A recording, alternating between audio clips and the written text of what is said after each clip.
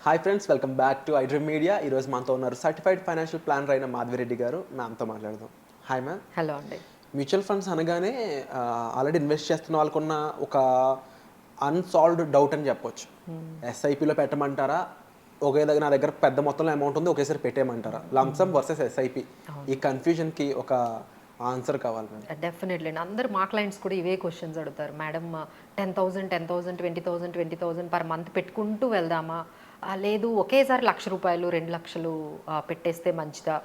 Madam market పడినప్పుడు మనం ఒకేసారి 1,00,000 2,00,000 పెట్టేస్తే మనకు చాలా ప్రాఫిట్ వస్తుంది కదా, లోడ్ చేసేద్దాం మనీ ఒకేసారి.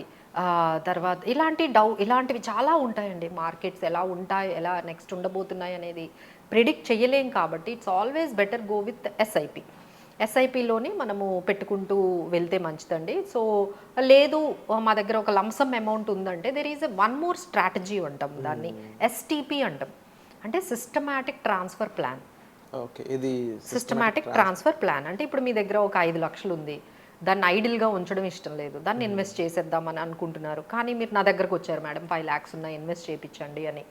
ఇప్పుడున్న మార్కెట్స్ కండిషన్స్ బట్టి నేను సార్ ఇప్పుడు కొంచెం సిచ్యువేషన్ ఇలా ఉంది కాబట్టి మీ 5 lakhsని ఏం చేస్తానంటే ఒక డెట్ ఫండ్లో పెట్టిస్తాం, where there is nothing to do with the markets. Okay, మార్కెట్కి సంబంధం ఉండదు, ఎందుకంటే అది డెట్ ఫండ్ కాబట్టి ఓన్లీ డిబెంచర్స్ బాండ్స్ ఇలాంటి వాటిలో ఉంటుంది, రిస్క్ ఉండదు. ఈ 5 lakhsని నేను ఏం చేస్తానంటే నెమ్మదిగా ఎవ్రీ మంత్ 30,000 మార్కెట్లో పంపిస్తాను. Okay, that is called systematic transfer plan. So ప్రతి దానికి ఒక సొల్యూషన్ ఉంటుందండి.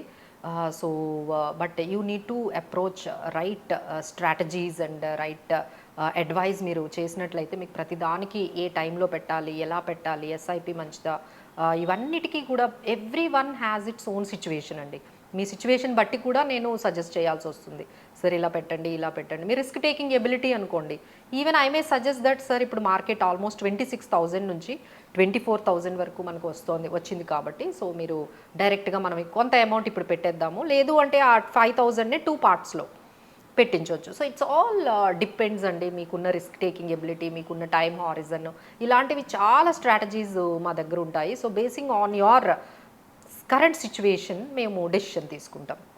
అండ్ మ్యామ్ చాలామందికి ఈ ఎస్ఐపి పెడుతూ లాంగ్ టర్మ్లో నేను డబ్బులు తీసుకోవడం అనేది వాళ్ళకి ఎందుకు వర్త్ కాదేమో అనిపిస్తూ ఉంటుంది.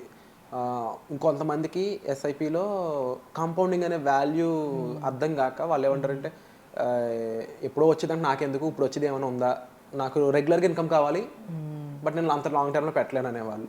ఇలాంటి వాళ్ళకి మ్యూచువల్ ఫండ్స్ అసలు వర్కౌట్ అవుతుందా? సో ఇలా చెప్తున్నాం కదండి, every person has its own requirements.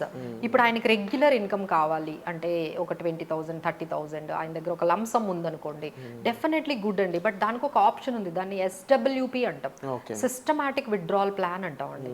So ఈ తెచ్చిన మీరు ఏదైతే ఈ కార్పస్ ఫండ్ని మనము ఒక 3-4 స్కీమ్స్లో పెట్టేస్తే ఎవ్రీ మంత్ మీ అకౌంట్లోకి ఒక 20,000 కానీ లేకపోతే 10,000 కానీ స్లోగా మీ అకౌంట్లోకి వెళ్ళిపోతూ ఉంటుందన్నమాట. సో ఇలా మనకి రెగ్యులర్ ఇన్కమ్ కావాలి. ఎస్పెషల్లీ రిటైర్డ్ పీపుల్ ఉంటారండి, ఈ రోజుల్లో ఎవరికి పెన్షన్స్ లేవు, వాళ్ళకు ఒక కార్పస్ ఇస్తున్నారు, వాళ్ళు రిటైర్ అయినప్పుడు ఒక 50 lakhs లేకపోతే 70 lakhs ఈవెన్ 1 crore కూడా మీకు వచ్చేస్తుంది, కానీ పెన్షన్ ఇవ్వరు. పెన్షన్ ఇవ్వకపోయేసరికి అరే ఎంత ఎక్కడ పెట్టాలి, ఎలా మేనేజ్ చేయాలి, ఎవ్రీ మంత్ నాకు సెక్యూర్డ్గా ఉండాలి, సేఫ్టీ ఉండాలి, రిటర్న్స్ బాగుండాలి, నాకు ట్యాక్సెస్ కూడా మేనేజ్ చేసి పెట్టాలి, నాకు రిటర్న్స్ కూడా బాగుండాలి, లిస్ట్ అయితే చాలా ఉంటుందండి. దీన్ని ఎలా మేనేజ్ చేయాలో వాళ్ళకి తెలియదండి. వాళ్ళకి మేము ఇచ్చే సొల్యూషన్ ఎస్డబ్ల్యూపి అనేది ఒక సొల్యూషన్ ఇస్తామండి. అలా దానివల్ల ఏమవుతుందంటే మీ అమౌంట్ సేఫ్గా ఉంటుంది, మీ అమౌంట్ అనేది తగ్గదు. అంటే we have to check that మీరు పెట్టిన 1 crore తగ్గకుండా దాని మీద వచ్చిన ఇన్కమ్తోనే మీరు సర్వైవ్ అయినట్లుగా చూసుకుంటే ఆ 1 crore అలానే ఉంటుంది, మళ్ళీ పెరుగుతూనే అవకాశం కూడా ఉంటుందండి ఫ్యూచర్లో. అంటే ఇప్పుడు మీరు ఎఫ్డీలో పెట్టారనుకోండి 1 crore పెరుగుతుందా? పెరగదు. కానీ మ్యూచువల్ ఫండ్స్లో even though you are taking the income 1 crore will increase. 1 crore 1.2 lakhs అవుతుంది, 1 crore 20 lakhs అవుతుంది, 1 crore 30 lakhs అవుతుంది. అలాంటి స్ట్రాటజీస్ కూడా మనకి ఉంటాయండి. బట్ ఎఫెక్టివ్ ఎగ్జిక్యూషన్ అయితే చాలా అవసరం అండి. మీరేమి అంటే తెలియకుండా ఓన్ ఎక్స్పెరిమెంట్స్ అయితే చేయకూడదు. ఎందుకంటే ఇంత అమౌంట్తో ఇలా ఎగ్జిక్యూట్ చేయాలి, ఇలా ఎస్డబ్ల్యూపి ఆప్షన్స్ కానీ ఎస్టీపీ ఆప్షన్స్ కానీ ఇలాంటివన్నీ ఎగ్జిక్యూట్ చేయాలి అంటే త్రూ థరో ఎక్స్పర్ట్స్తోని ఎక్స్పీరియన్స్డ్ వాళ్ళతో చేయిస్తే పర్ఫెక్ట్గా మీకు కావాల్సిన సొల్యూషన్స్ వస్తాయండి. అండ్ ఫైనల్ క్వశ్చన్ మ్యామ్, జనరల్గా ఎస్ఐపి చేసుకుంటూ లంసమ్ అనేది ఇన్వెస్ట్ చేయకూడదు అంటారా? అంటే ఎస్ఐపి వెళ్తూనే ఉంటుంది, అదే ఫండ్లో నేను మళ్ళీ లంసమ్ పెడదాం అనుకుంటున్నాను, ఎంతవరకు కరెక్ట్ అంటారు? పెట్టుకోవచ్చండి. It all depends. ఇప్పుడు మీకు ఆ ఫండ్ బాగా వర్కౌట్ అవుతుంది అనుకోండి, సో మీరు ఎవ్రీ మంత్ 5,000 పెడుతున్నారు, ఒక 50,000 కూడా మీరు అందులో యాడ్ చేసుకోవచ్చు. Definitely there is an option ఉంటుందండి. You can add lump sum also to the same fund along with your SIP. But అన్నిటికన్నా ఇంపార్టెంట్ డౌట్ అందరికీ ఏమొస్తుందంటే, ఎప్పుడు అందులో నుండి బయటకు వచ్చేయాలి. ఓకే, సరే ఇప్పుడు ఒక ఫండ్ మనకి క్రియేట్ అయ్యింది, దాన్ని ఎగ్జిట్ ఎప్పుడు అవ్వాలి, మనం పెట్టిన దాని మీద డబుల్ అయింది, అప్పుడు బయటకు వచ్చేయాలా? లేదు మనకి నిజంగా ఒక ఫైనాన్షియల్ నీడ్ వచ్చింది, you got some emergency need of funds, అప్పుడు బయటకు వచ్చేయాలా? అప్పుడు మనం అంటే ఈ మ్యూచువల్ ఫండ్ యూనిట్స్ని ఎప్పుడు సెల్ చేయాలి?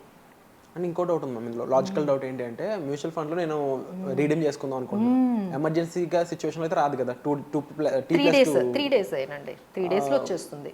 3 days అది మినిమం పీరియడ్ అనుకున్నా కానీ ఇంకా ఎమర్జెన్సీగా నాకు ఈ రోజే రావాలి, దానికి కూడా ఉన్నాయండి. లిక్విడ్ ఫండ్స్ అనేవి ఉంటాయి, వాళ్ళు 24 అవర్స్లో కూడా మీకు, కాకపోతే అది సెపరేట్ ఫండ్లో పెట్టాల్సి ఉంటుంది, అప్పుడు మీకు తొందరగా వచ్చేస్తాయి. బట్ ఏంటంటే ఈ సెల్ చేయాలి, ఎప్పుడు సెల్ చేయాలి యూనిట్స్ని, ఎప్పుడు మనకి మ్యూచువల్ ఫండ్స్లో రిడెంప్షన్కి ఎప్పుడు వెళ్ళాలి అనేది చాలామందికి డౌట్ ఉంటుందండి. సో ఫస్ట్ ఆఫ్ ఆల్ వాళ్ళు ఏంటంటే నీడ్ ఏమైనా ఉందా, ఫైనాన్షియల్ గోల్కి మనం రీచ్ అయినప్పుడు అమ్మేసుకోవడం అనేది ఒకటి. అంటే మీరు ఒక ప్లాట్ కొనుక్కోవాలి, లేకపోతే ఇల్లు కొనుక్కోవాలనుకునే వాళ్ళు అది నిజంగా మ్యూచువల్ ఫండ్స్ని ఎంత రిడీమ్ చేయాలి అంతా చేయకూడదండి.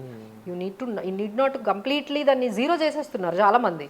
ఆ మ్యూచువల్ ఫండ్స్ పెడుతూ ఉంటారు, ఏదో రిటైర్మెంట్కి అంటారు, మధ్యలో ఇంకేదో గోల్ మీరు సెట్ చేసుకుంటారు, మారిపోతుంది, దాన్ని జీరో చేస్తారు, ఇక మొత్తం రిటైర్మెంట్ గోల్ అనేది పక్కకి వెళ్ళిపోతుంది. సో ఇలా కాకుండా అసలు ఎంత రిడీమ్ చేయొచ్చు, మన అవసరాలకి ఎంతవరకు దాన్ని మ్యూచువల్ ఫండ్స్ని వాడుకోవచ్చు అనేది కూడా చాలా ఇంపార్టెంట్ డెసిషన్ అండి. ఆ తర్వాత అది చాలా వరకు పెరిగింది, దాన్ని ప్రాఫిట్స్ బుక్ చేసుకుందామా, అందులో నుండి మనం బయటకు వచ్చేసి బుక్ చేసుకొని ఇంకెక్కడైనా ఇన్వెస్ట్ చేసుకుందామా, ఇలాంటి డెసిషన్స్ కూడా చాలా టఫ్ డెసిషన్స్ అండి. తీసుకోవడం అంతా మేము చెప్పినంత ఈజీ కాదు. సో లేకపోతే ఫండ్ బాగా పెర్ఫార్మెన్స్ చేయట్లేదు, చాలామంది అడుగుతారు, మేడం నా దగ్గర 4 ఫండ్స్ ఉన్నాయి కానీ ఈ ఫండ్ అస్సలు పెరగట్లేదండి అని. సో అందులో నుండి ఎప్పుడు బయటకు వచ్చేయాలి? బయటకు వచ్చేటప్పుడు ట్యాక్సెస్ కూడా పడతాయి కదండి.